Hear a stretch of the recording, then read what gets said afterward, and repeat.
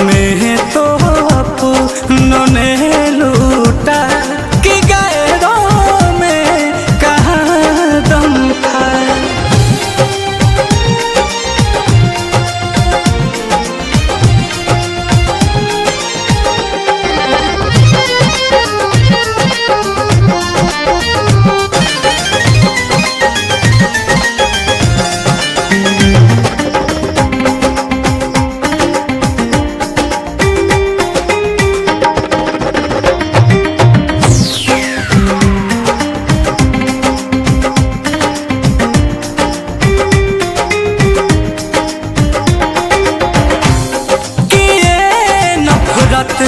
मीठा शरबत पिला कर मुँह मोड़े हैं।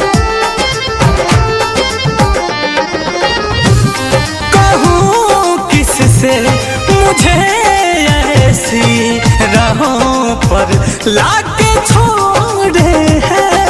मोहब्बत हमसे ही करते हैं, मोहब्बत हमसे ही करते हैं। यही सबसे बड़ा भरम था। हमें तो अपनों ने लूटा कि गैरों में कहाँ दम था। हमें तो अपनों ने लूटा कि गैरों में कहाँ दम था।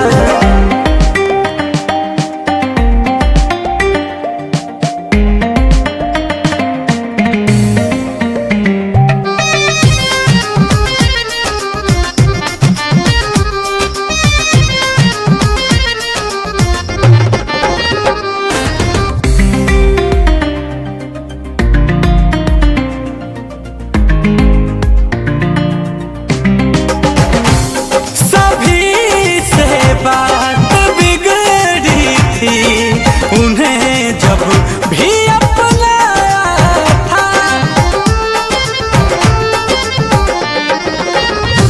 वो तो फिर भी वही निकले जो यारों ने बतलाया था।